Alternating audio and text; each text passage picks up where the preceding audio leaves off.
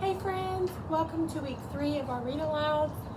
I hope you're enjoying these and I'm enjoying reading to you guys. Even though we can't be together, I feel like we can still read together and you can still follow along. Alright, so today we're going to be reading Mouse Trouble. I wonder what this book is going to be about. So, a long time ago, there stood an old windmill perched on the top of a hill. In its day, it had been a very fine windmill, but the miller who owned it now was a mean, bad-tempered man who would never spend money on repairs. There was one thing that made him especially grumpy: mouse trouble. So he does not like mice anywhere near his windmill. There were hundreds of mice in the old mill, and they loved it there. They didn't mind the noise of the creaking machinery grinding away. They had a marvelous time using the great millstone as a merry-go-round, balancing on the turning beams and sliding down the grain chutes.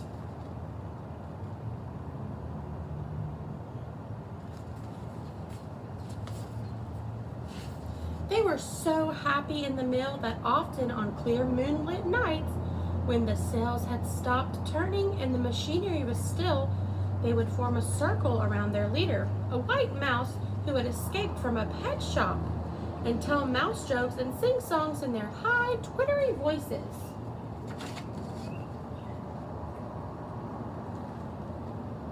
Although he never saw the mice, the grumpy miller knew that there was mice footprints, and they nibbled snacks and the twittery singing in the dark.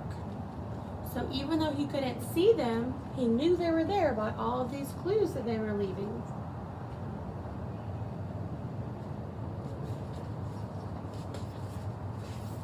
And so he bought a large tabby cat to help solve his mouse problem. But the miller was so mean that he wouldn't give the cat anything to eat and used to kick him too. That is so mean. As a result, the cat moped about, worrying because he knew he wasn't lively enough to catch any of those frisky mice. The mice, though, felt really bad and sorry for that tabby, and they were unhappy to see him looking so down. The white mouse called a meeting. "The cat needs more exercise," he said. "We must make it easier for him to chase us." "What good will that do?" asked a fat little piebald mouse. "It will make him livelier and happier, and it will provide us with some good games," said the white mouse. At this, they all twittered with delight. So they came up with a plan to help the cat. And so they began to make life more exciting for him. Sometimes they sat on the turning sails and made rude faces at him while they glided past his favorite seat at the window. Sometimes they covered him with flour dust that had settled on the ledges and shelves.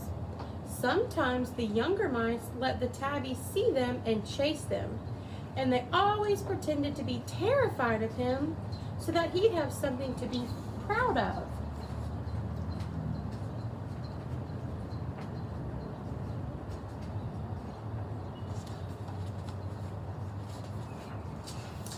And sure enough, it began to have an effect on the tabby. He started to take pride in himself. One day, the white mouse sat watching him practice in front of a broken mirror in the shed. First, he practiced slinking up to a screwdriver as though it were a mouse. Then he practiced pouncing on it ferociously. And then he practiced being thanked by the grateful miller. The white mouse enjoyed this immensely and said aloud in his best quivery voice, "Oh, bless my soul, what a terrifying cat. I feel quite faint." And with that, he scampered off.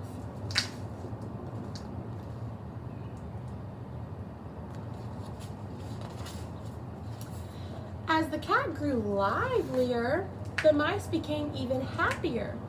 Every night, while the cat slept soundly after his efforts to keep the mice in order, they all came out to celebrate.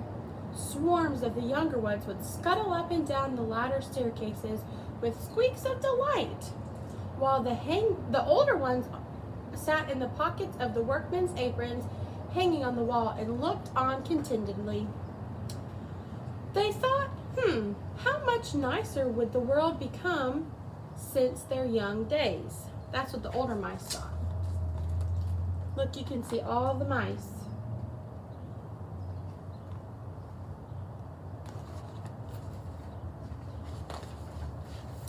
One day, when the white mouse and two of his friends were sitting on some sacks of corn at the top of the mill, nibbling newspapers into tiny pieces, they heard a terrible shouting below. They peered down the stairs, saw the angry miller holding the poor tabby cat by the scruff of his neck. Do you see that right there? Above the swish of the sails and the rumble of the machinery, they heard him shout, "You useless great thing! Since I bought you, there have been more mice than ever." "Very well, I'm going to put you in a sack tonight and take you to the river and throw you in." He is a mean man. The mice were very upset and begged the white mouse do something. So as soon as it was safe, he led a crowd of them into the shed where the miller had taken the cat. The wretched animal was already tied up in a sack, so the white mouse climbed onto what he imagined was the cat's shoulder, whispered into it was probably the cat's ear. He said, "My fellow mice, ask me to say that although you are our dreaded enemy, we don't want you to be drowned. If we help you escape, will you promise to be friends with us afterward?" The poor trembling bundle nodded its head. "Right," said the white mouse, and he gave out instructions.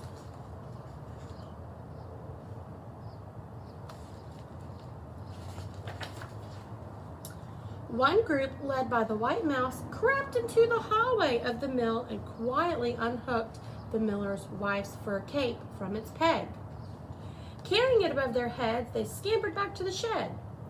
When they got there, another group had already nibbled through the string, which was tied round the sack, and the cat was free and panting with relief.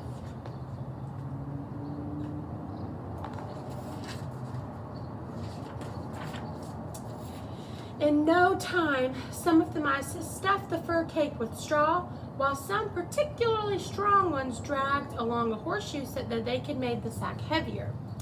They then filled the sack and tied it up again. Why do you think they were putting all this stuff in the sack? Making it heavier, stuffing it? Then they said, "That mean miller will never know the difference," said the white mouse. So they were trying to trick him. They made it look like the cat was still in the bag. That night, the miller took his sack down the lane to the river, followed, although he didn't know it, he was followed by hundreds of little mice. He's really going to do it. He's really going to throw that cat in the river.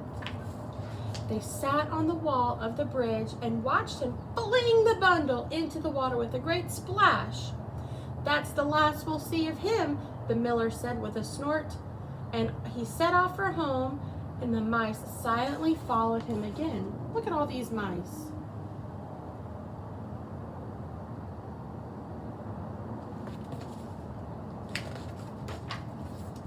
The miller decided that cats were no use, and he never bought another one.